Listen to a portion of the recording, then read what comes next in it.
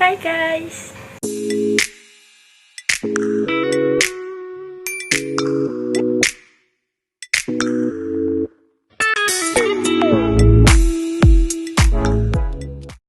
Perkenalkan, nama saya Ananda alias Sabila. Saya merupakan mahasiswi Universitas Negeri Surabaya, jurusan Pendidikan Sejarah.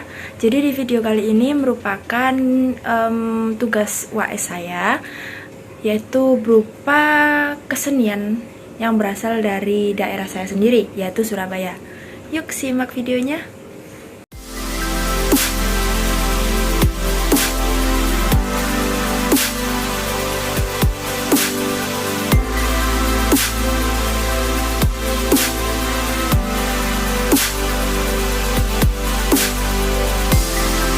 Nah guys, jadi kita sudah sampai ke rumah narasumber yang pertama. Yuk ikutin saya terus. Permisi mbak. Ya, ada mbak. Mbak boleh minta waktunya sebentar? Ya, boleh. Ada apa? Ada kepentingan untuk wawancara sih. Oh ya, silakan masuk dulu gitu mbak. Iya, tunggu. Sebelumnya saya berterima kasih Mbak sudah mau menjadi narasumber saya. Pertama-tama perkenalkan, nama saya Ananda alias Sabila, biasa dipanggil Alia. Saya merupakan mahasiswi UNESA jurusan Pendidikan Sejarah. Dan saya kemarin ini ingin mewawancarai Mas sebagai narasumber saya untuk membantu menyelesaikan tugas saya berupa UAS di video ini. Nama saya Vika. Saya Bintang Alvan. Aku Deventi. Saya dari Jogja. Saya dari Surabaya. Aku asalnya dari Tuban, tapi udah lama tinggal di Surabaya. Itu ada jatilan, wayang kulit, dan gamelan. Dulu jatilan itu kesenian yang menyatukan unsur gerakan tari dengan unsur magis. Nah, ciri-cirinya itu menggunakan jaranan yang biasanya itu dipanggil dengan jaran kepang. Remo, ada geding jali-jali, dan ada juga jaranan. Tapi oh iya, nggak lupa itu ada tari ludruk juga.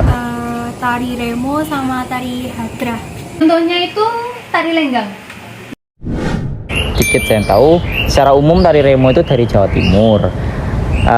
Tari remo ini itu biasanya muncul atau ditampilkan itu untuk dipentaskan. Dan tari remo itu kebanyakan, lebih tepatnya itu untuk opening atau penyambutan tamu. Nah, kalau secara diperagakannya, tari remo ini bisa dilakukan secara individu maupun kelompok. Tari lenggang itu adalah ciri khas Surabaya yang biasanya digunakan untuk menyambut para tamu. Tari lenggang itu pengembangan kesenian dari tari tandaan dan sandur Madura. Tahu? Kurang tahu sih. Tari ludruk itu dari Jawa Timur juga, dan lebih tepatnya di Surabaya. Oke. Kalau tari ludruk itu kesenian masyarakat yang mengandung unsur lawakan, dan ada juga pesan moral yang diberikan. Hai, assalamualaikum warahmatullahi wabarakatuh.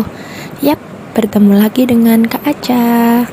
Oke, jadi Kak Aca di sini akan menjawab rasa penasaran kalian terhadap apa sih ludruk itu, gimana sih asal mulanya, terus fungsinya buat apa sih. Nah, untuk mengetahui jawabannya, simak yuk penjelasan Kak Aca.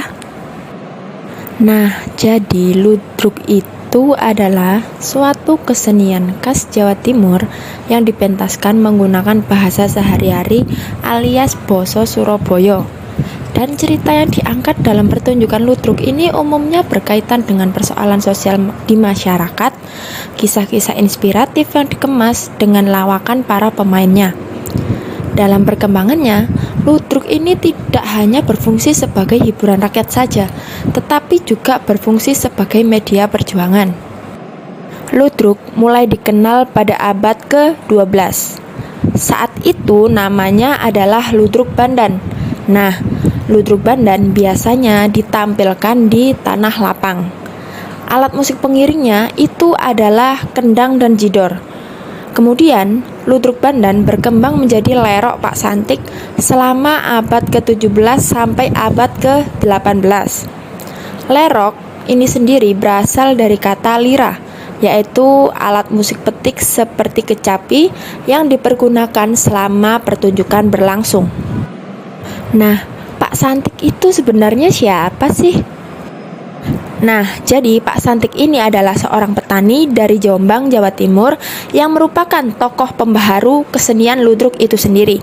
Jadi, selama pertunjukan berlangsung, ia memakai riasan muka dan ikatan kepala. Dadanya dibiarkan tanpa kain penutup, celananya menjuntai hingga atas mata kaki dan berwarna hitam. Dia juga menyampirkan selendang yang disebut dengan sampur. Nah, dalam pertunjukannya, Pak Santik menari alias ngeremo sembari berbicara sendiri, mengungkapkan isi hatinya atau biasa disebut dengan kidungan. Pak Santik ini mahir sekali memakai mulut untuk menyuarakan bebunyian yang menyerupai alat musik. Kakinya juga seringkali menghentak-hentak ke tanah lapang sehingga menimbulkan bunyi gedrak-gedruk. Nah, dari sinilah kemungkinan asal mula kata ludruk. Pak Santik biasanya tampil atau menanggap dalam pesta pernikahan, sunatan, dan kelahiran di kampung-kampung. Nah, karena pada saat itu banyak sekali orderannya, maka dari itu dia mengajak teman-temannya untuk membantunya dalam mementaskan seni ludruk itu sendiri. Nah, teman-teman Pak Santik ini berperan sebagai pelawak dan ada juga yang berperan sebagai perempuan. Pak Santik tak lagi berbicara sendiri, mulai ada unsur dialog dalam cerita yang ada lakonnya seperti itu. Mereka tak hanya mengandalkan mulut sebagai pelempar guyonan, tetapi juga bahasa tubuh. Nah, pertunjukan semacam ini diikuti seniman lain dan berkembang di Surabaya, Malang, dan Mojokerto. Nah, ludruk ini sendiri kemudian identik dengan guyonan. Awalnya lebih banyak memainkan dagelan slapstick atau lawak kasar fisik. Namun setelah muncul ludruk Cak Gundo Durasim pada tahun 1920-an, banyak sekali perubahan dalam konsep dagelan ini sendiri. Ludruk lebih cenderung ke lawak halus dengan permainan kata-kata dan sindiran sosial politik. Nah, Cak Durasim itu siapa lagi? Nah, jadi Cak Durasim adalah sosok yang melegenda di dunia kesenian ludruk, di mana Cak Durasim ini memanfaatkan pertunjukan rakyat yaitu ludruk untuk menyampaikan ide-ide nasionalisme dan perlawanan terhadap penjajah. Pada masa Jepang, meski dalam kontrol ketat, Cak Durasim ini menciptakan kidungan yang legendaris, yaitu Pegupon Omahedoro, Melok Nippon Tambasoro, yang artinya Pegupon rumah burung dara, ikut Nippon tambah sengsara. Bukan hanya itu saja, pada masa kependudukan Hindia Belanda pun, ludruk ini digunakan untuk menyampaikan kritik melalui parikan atau pantun yang dimana dikemas secara halus. Selain parikan, kritik juga disampaikan melalui guyonan yang dilontarkan para pemainnya. Pertunjukan Cak Durasim ini digelar di daerah Genteng Kali, Surabaya. Meskipun pada saat kependudukan Jepang dan Belanda bisa dibilang cukup sukses ludruk ini, namun di awal Orde Baru ludruk ini sempat redup karena sejumlah seniman ludruk muncul ke permukaan dan meraih popularitas. Salah satunya Kartolo CS, yang bukan hanya sukses dalam setiap pertunjukannya, tapi juga kaset rekaman yang diterima baik oleh masyarakat. Nah, dari tadi kan sudah diceritakan oleh Kak Aca tentang sejarah dari kesenian ludruk itu sendiri. Nah, kira-kira apa sih fungsinya?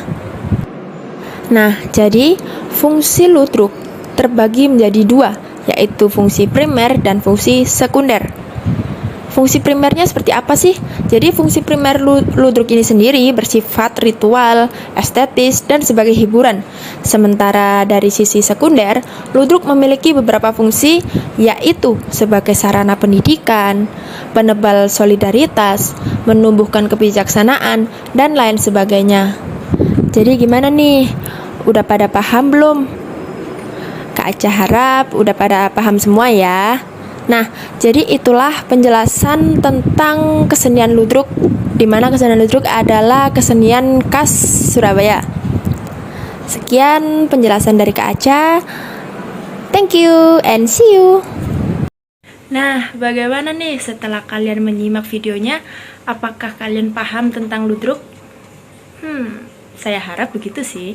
Ya, oke, sekian video dari saya. Kurang lebihnya mohon maaf. Wassalamualaikum warahmatullahi wabarakatuh. See you in the next video. Bye-bye.